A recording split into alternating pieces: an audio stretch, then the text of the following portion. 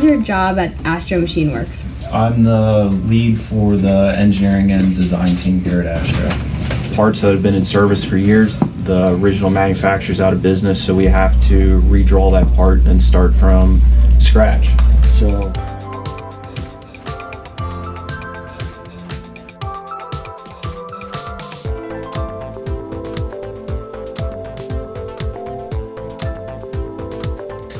So our first question is, what do you do at Astro Machine Works?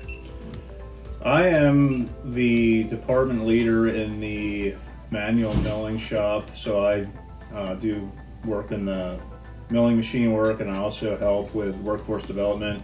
I end up training a lot of new hires and a lot of trade school graduates and CTC graduates.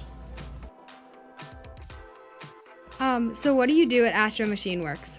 I am a machinist for the Building 2 lathe department in Astro Machine Works that predominantly do larger parts. And I also do some stuff with workforce development with going and speaking to local trade schools and doing anything related to that.